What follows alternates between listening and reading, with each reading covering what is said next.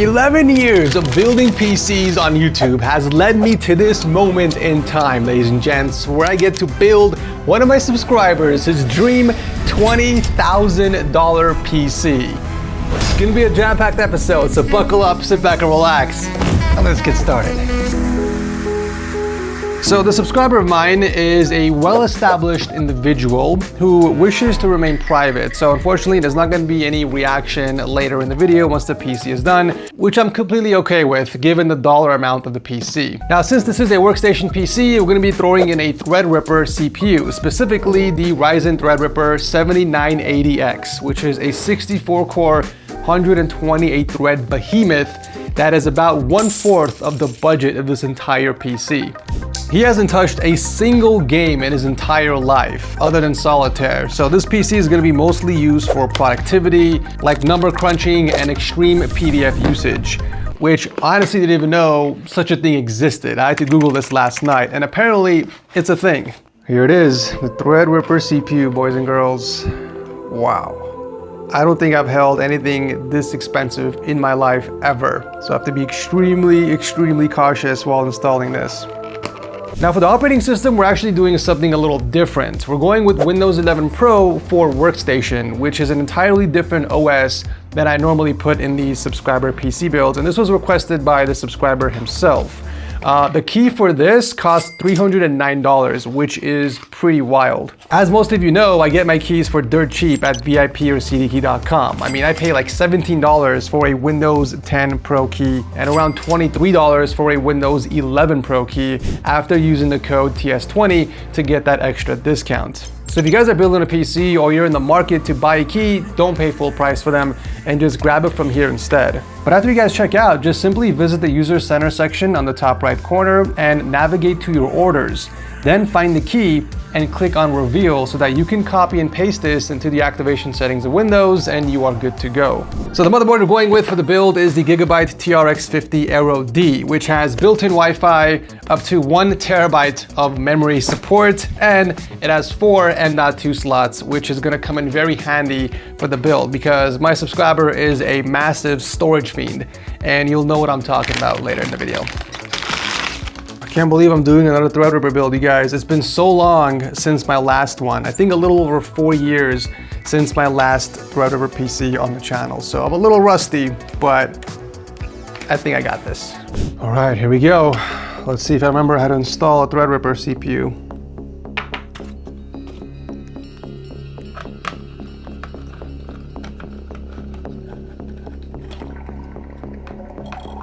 Okay, lid open. Protective cover released.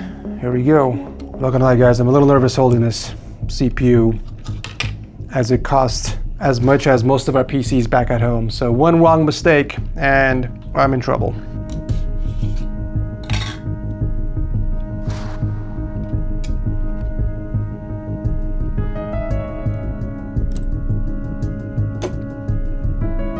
Okay, closing the lid, and we are tightening it.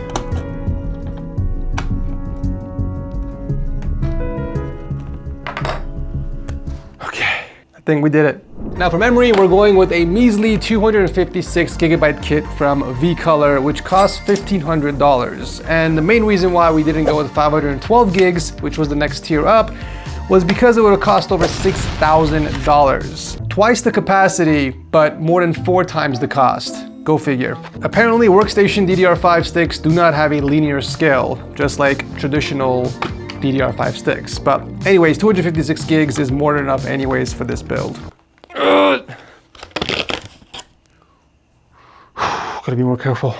I'm actually really glad that these sticks come with chrome heat spreaders as opposed to the ugly naked black PCB. This will also blend in really nicely with our color scheme.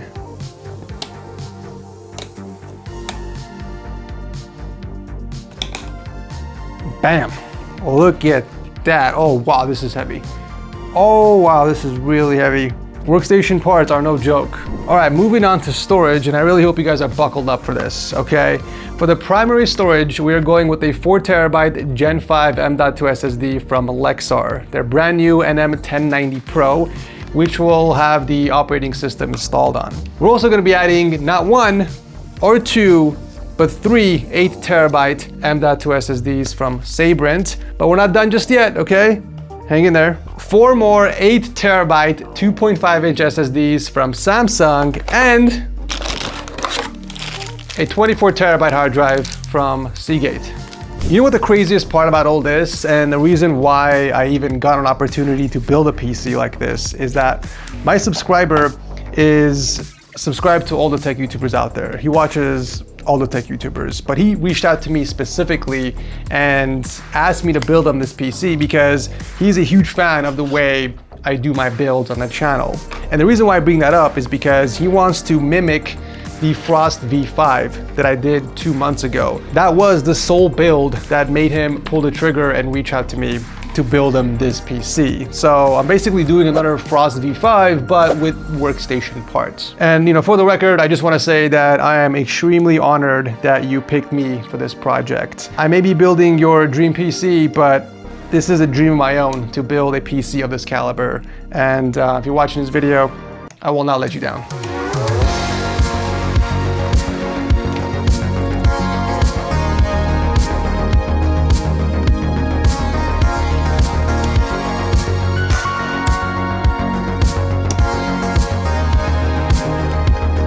Okay, CPU, memory, and storage have all been installed on the board. The next thing to do is prep the cooler before we install it inside the case.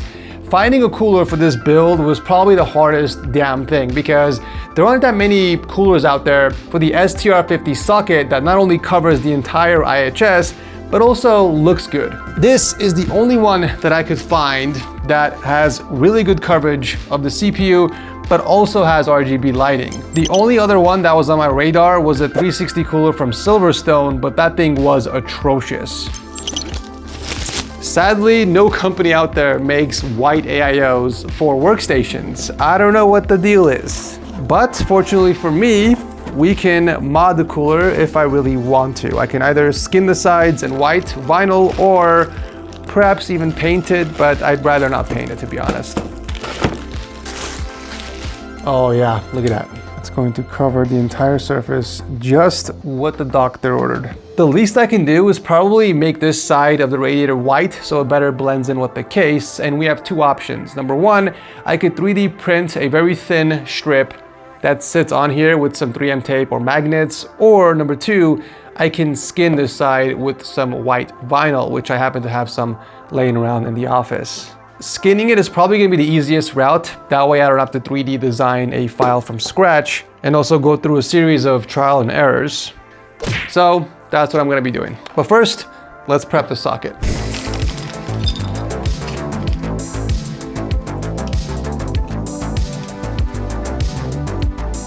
Is that really all the paste they gave me? What? Apple Cool's definitely cheaping out on thermal paste. We gotta go with the real deal, the ROG RG7. Oh yeah, look at the difference. This is real thermal paste. At least Asus doesn't cheap out. And now we spread.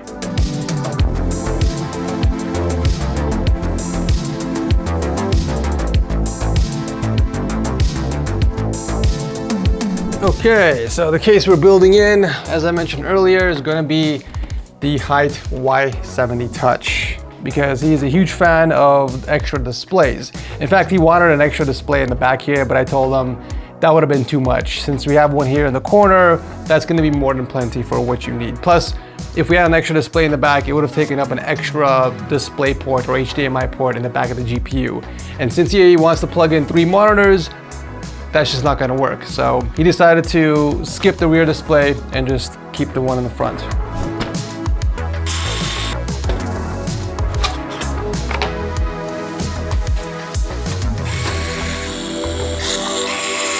Okay, up next, I want to install the cooler, but looking at the fans one more time up close, I'm just not feeling it. Okay, I'm sorry. He definitely deserves better. So I'm going to upgrade him to the new Lee & wireless infinity fans. So I'm going to be hooking up 3 exhaust fans underneath the radiator, and then we're going to fill up the rest of the case with intake fans.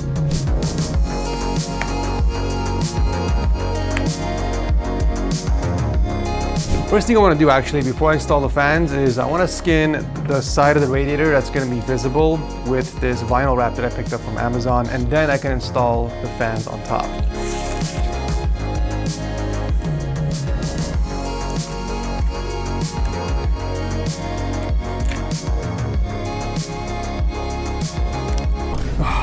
Skin the wrong side.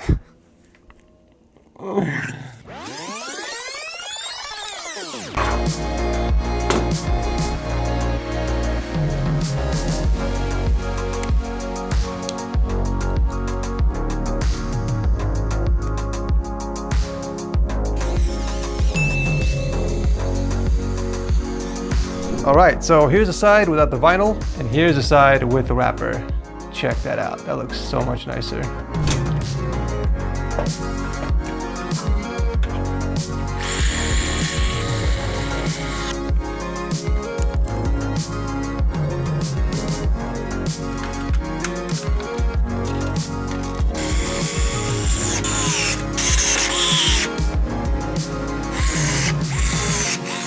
Okay, so we do have space for 3 more fans on the bottom for intake, and considering we're using high-end components along with a thread rep right here, things are gonna get a little toasty, so I might as well add additional cooling since we have the extra space for it.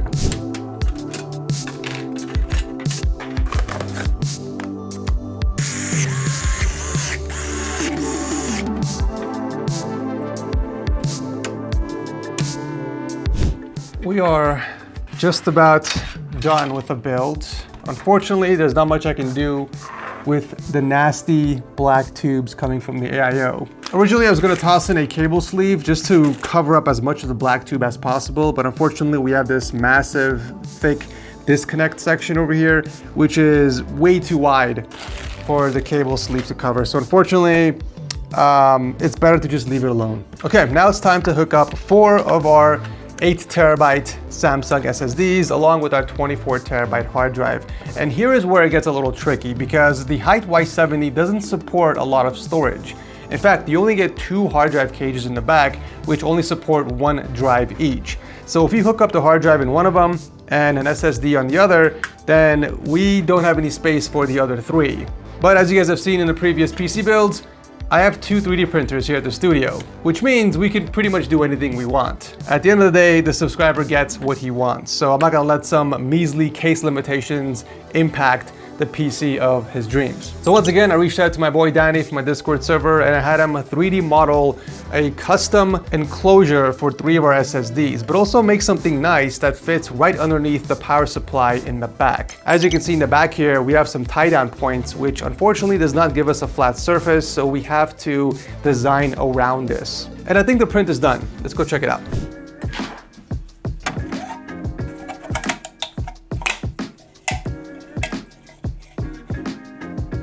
So this actually came out looking nice. Bonus points to Danny for adding these really cool textures on the sides. That way it's not looking like a boring, bland brick. Okay, so here's how this works. We have an opening on one side with 3 separated trays. All we gotta do is grab our SSD, slide it in. There's just enough friction where it's not gonna slide out, but you can also pull it out whenever you want. So 1, 2, 3. There you have it. Then we can just plug in the SSDs from this side. And if we flip this on the bottom, we can see the exact places that this sits on the tie down points. So essentially this is gonna sit flat and flush against the bottom of the case. And then we have the tie down areas resting on these little grooves. So all I gotta do is put this down here, slide it back until it falls in place, as you guys saw. And this is not gonna move forward anymore.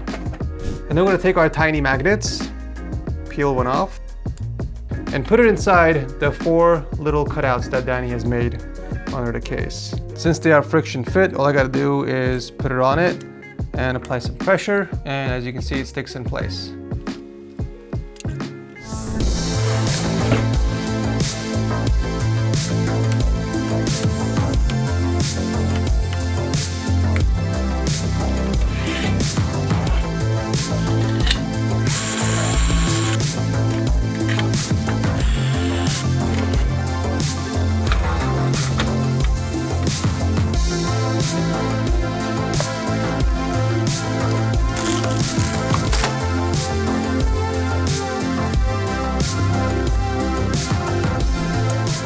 Hey guys, post-production Ed here. So I've been giving some thought on the SSD enclosure, and I believe we might have some overheating or thermal throttling issues in the future, because now that I'm looking at it, we don't really have any vents for the hot air to escape. So my boy Danny revisited the 3D model and we came up with a new design with a bunch of cutouts on the side, as well as one on the top there to kind of help the heat dissipate. I'm more comfortable going with this design, so we're gonna go with this instead. Okay, back to the video. All right, last but not least, for the graphics card, of course, we're going with none other than the big boy himself, the Aorus Master RTX 5090, which is extremely overkill for this build considering he's only gonna play solitaire, but putting any other GPU in here would honestly just seem silly, right? So might as well go big or go home. So we're tossing in quite possibly the best looking white GPU until the Strix 5090 comes out, of course. This was one of the hardest cards to get my hands on, so let's just say I had to pull a few strings to get this in-house.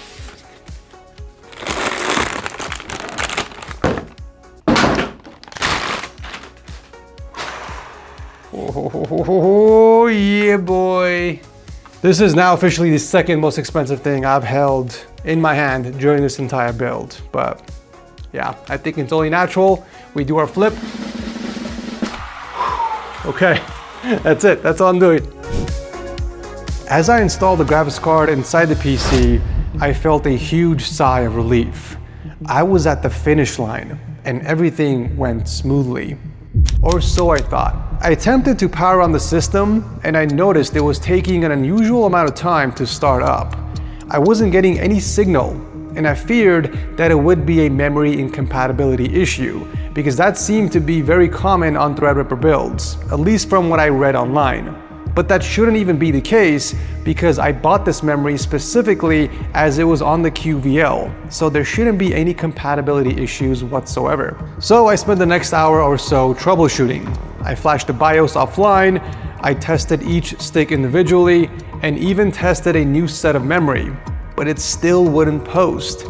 1 minute turned to 2, 2 turned to 4, and right before the 8-minute mark, I saw a brief sign of life as it was trying to load into Windows, only for it to completely freeze. There was something seriously wrong. So I spent another 4 hours troubleshooting before narrowing it down to a motherboard or CPU issue.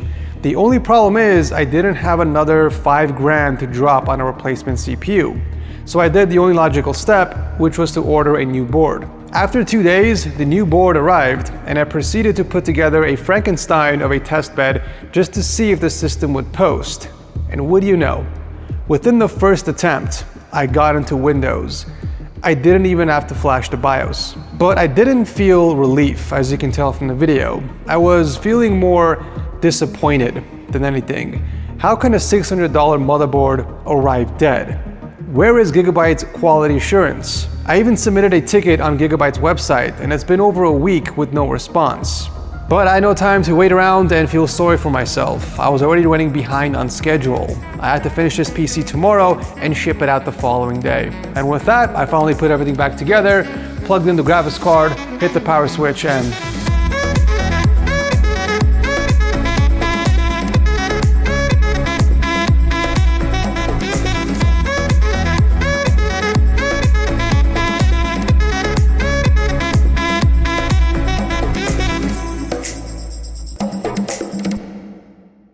all right, now that a PC lives, it is finally time to put it to the ultimate test.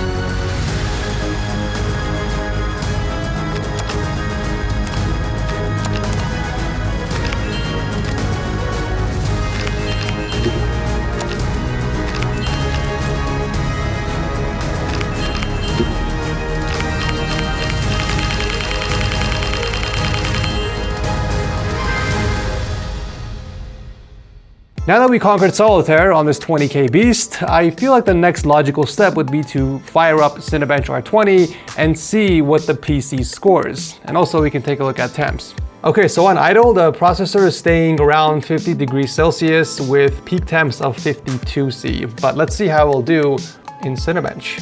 Here we go.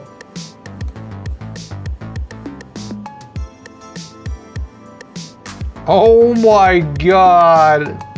That is the fastest. Oh, it's done already. I didn't even finish talking and we are done with the render. 35,776 on the Cinebench R20 score. Let's run this again.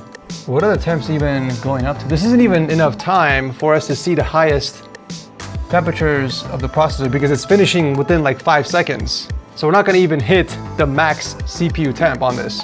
36,032 for the second run. Let's try it again. This is insanely fast, god damn. It's continuing to climb. We're 36,391 now. Let's see how high we can get. 36,327. Okay, yeah, looks like that's our high score. One last time for good measure. 36,660. Oh my lord. 36,679. Okay, I guess we just keep going. Yep, 36,600 is gonna be our highest score. All right, so it's been about 10 minutes or so. Let's see where we are at. It does look like the CPU temps have stabilized. We are hitting around 76 degrees Celsius. That's actually impressive considering we modded a 360 cooler with Li and Li fans. The Li and Li fans are probably what's keeping the CPU cooler. I'm actually curious to see what the temps would have been like if we kept the stock fans, but nonetheless, it looks so much better. It doesn't even look like a workstation PC, which was my main goal of this entire build. Unfortunately, the tubes from the AIO do stick out like a sore thumb, and I wish, there would be more, or at least one white colored AIO for Threadripper CPUs, but unfortunately none exist at the moment. So there's not much I can do here. But I mean, other than that, and motherboard unfortunately arriving dead, which was beyond my control, I feel like the rest of the build went very smoothly and it came out looking amazing. But let me know what you guys think about it in the comment section down below. If you guys are new to the channel, consider subscribing because I do have another epic subscriber PC build coming very soon, which is gonna be a high-end custom water-cooled build with a 5090. That one's gonna be dope. But yeah, thank you guys so much for watching and I will see you very soon in the next one.